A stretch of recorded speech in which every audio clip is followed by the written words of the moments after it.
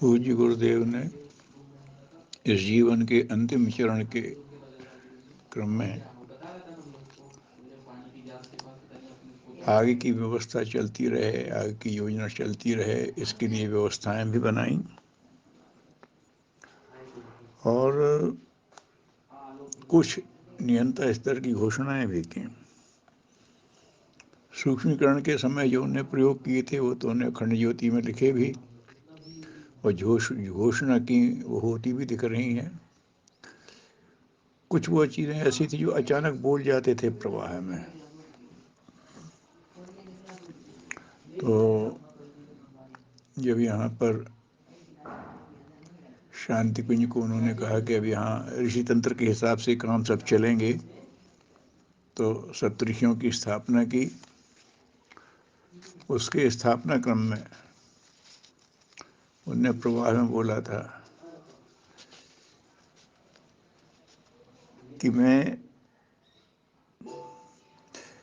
सभी देव शक्तियों से, ऋषियों से, वेद शास्त्रों से निवेदन करता हूँ कि वो कुछ समय शांत रहें और हमें अपना काम कर लेने दें। इसको अगर ध्यान दें तो बड़ी अटपटी सी और बड़ी तेजस्वी घोषणा थी। युग ऋषि जो काम करने वाले थे उसमें ढेरों बातें ऐसी थीं जो पुरानी मान्यताओं के अनुकूल नहीं थी। देव शक्तियों की जो पुरानी मान्यताएं थीं उसमें ढेरों परिवर्तन थे। उसमें ऋषियों के ही द्वारा नए तंत्र को स्थापित करना था, लेकिन उसी में ऋषियों की पुरानी परंपराएं बाधक बनती थीं। वेद शास्त्रों में जो लिखा है उससे आगे का कुछ करना था, इसलिए उनसे कहा आप सब शांत हो जाएं और हमें अपना काम कर लेने दें। ये कौन कह सकता है? कोई अवतारी नियंता स्तर का व्यक्ति ही कह सकता है। और उसके बाद फिर वो देखा गया, शक्तिपीठों की योजना बनी। कोई भी कह सकता था ये कौन से नए शंकर जी पैदा हो गए शक्तिपीठें बनाने वाले, लेकिन किसी ने नहीं कहा। जैसे सब शांत हो गए थे। छोटी छोटी परिवर्तनों में तमाम विरोध के स्वर उभरे, लेकिन इस मामले में कहीं कोई नहीं उठा। ऐसे ही उन्होंने प्रज्ञा पुराण लिखा।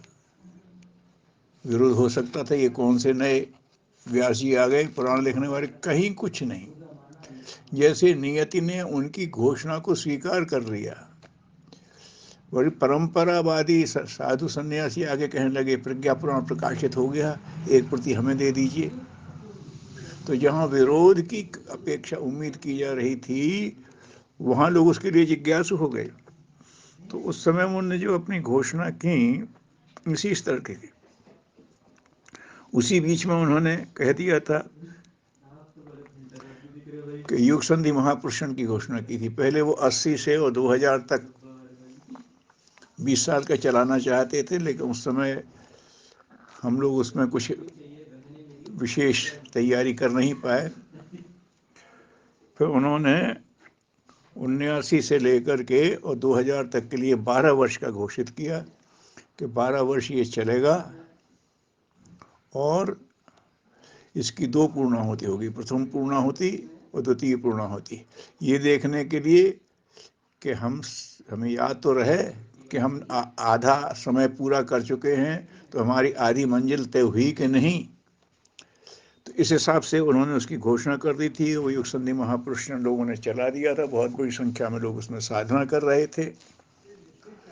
और फिर उसकी 2 पूर्णाहुतियाँ हुई, पहली आंवलखेड़ा में, दूसरी हरिद्वार में। और इसी के साथ हमने वंदनीय माता जी को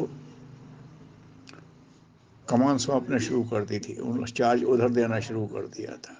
उन्हें प्रत्यक्ष में बोलते हुए या लिखते हुए संकेत भी दी कि अब अपना स्वरूप खोलो, अब आप अपने आप को उस हिसाब से विकसित कर लो। तो वंदनीय माता जी को उन्होंने संदेश दिए, तो माता जी ने धीरे धीरे वो सब संभालना शुरू कर दिया।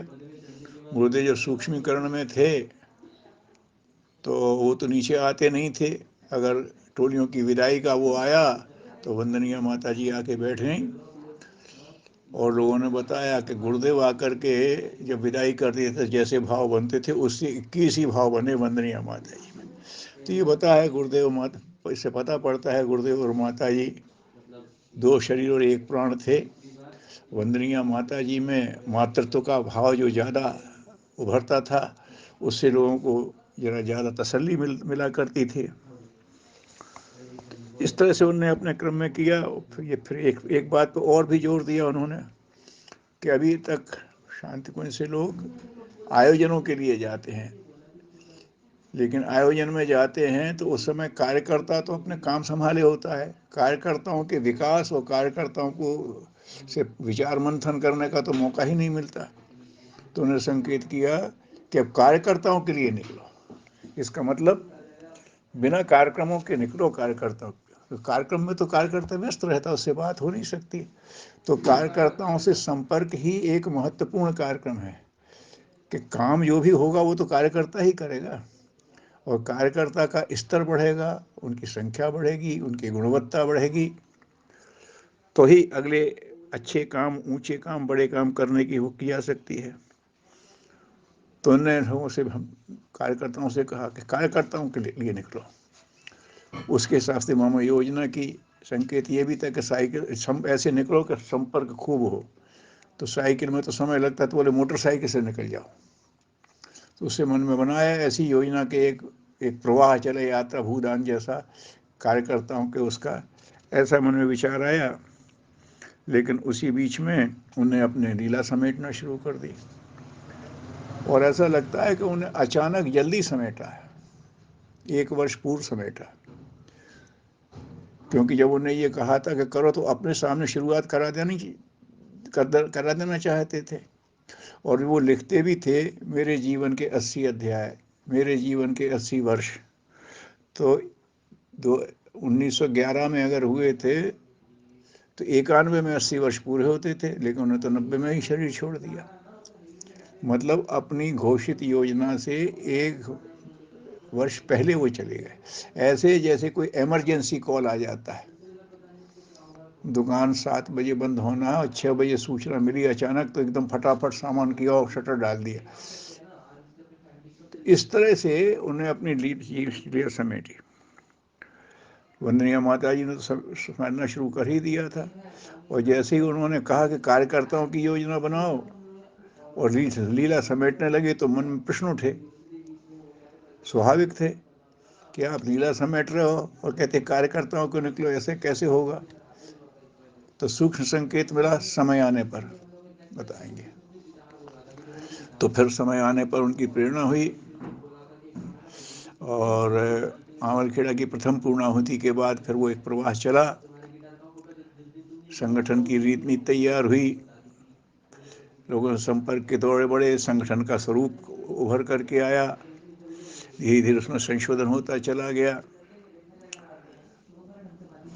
2000 तक उसका थोड़ा सा स्वरूप बन गया। उसके बाद 2000 की पूर्णाहुति के बाद फिर विशेष संपर्क अभियान चले, क्षेत्रों में कार्यकर्ताओं की विशेष गोष्ठियाँ हुई। उतनी ही बड़ी टोली शांति कुंज से जाती थी, इतनी अश्वमेधों में जाती थी, और कहीं कोई दूसरा कार्यक्रम नहीं लेता था, सिर्फ कार्यकर्ताओं के बीच में ही रहते थे, उनसे संपर्क, उनका मंथन। तो कार्यकर्ताओं को लगा कि हमारा महत्व है, शांति कुंज की इतनी बड़ी टोली सिर्फ हमारे लिए आई है। आयोजन में आती थी तो ये लगता था आयोजन के लिए आए हैं, तो आयोजन को महत्व मिलता था, लेकिन ये हमारे लिए आए हैं, कार्यकर्ताओं के लिए आए। इससे कार्यकर्ताओं का मनोबल रहा, उन्हें अपनी जिम्मेदारी का अनुभव हुआ, उन्हें अपनी महत्ता समझ में आई कि गुरुदेव ने हमें कोई महत्वपूर्ण दिया, और फिर वो क्षेत्र में एक नई ऊर्जा से काम शुरू हो गया। तो ये संकेत परम गुरुदेव अपने समय से ही दे गए थे, जो समय से होते रहे, और वो क्रम अभी भी चल रहे हैं क्षेत्र में कार्यकर्ताओं के। तो जो उन्होंने अंत्येष्टि में किया था, और 1 वर्ष पूर्व जैसे वो अचानक कर देते हैं, निश्चित रूप से उन्होंने उसको समेटा। उसका क्या कारण था वो जाने, लेकिन जो उन्होंने चलते समय कहा था कि शरीर छोड़ने के बाद भी बहुत कुछ किया जा सकेगा, और जो आश्वासन दिए थे कि आवश्यकता पड़ने पर नैष्ठिकों के लिए हम बराबर सहयोग देंगे, प्रत्यक्ष की तरह खड़े रहेंगे, तो वो तो लोग अभी भी अनुभव कर ही रहे हैं। ऐसा करके और फिर वंदनीय माता जी को जो मुझे सौंप करके वो चले गए। ये मिशन का एक बहुत बड़ा महत्वपूर्ण मोड़ था। उनका अंतिम चरण और वंदनीय माता जी को एक्टिव करके और आगे की रूप धारा बना देना, उन्हीं के निर्देशों पे हम चल रहे हैं, उनके संकेतों को ध्यान रखेंगे तो कुछ महत्वपूर्ण कर भी पाएंगे और आत्म कल्याण भी हो सकेगा। ओम शांति।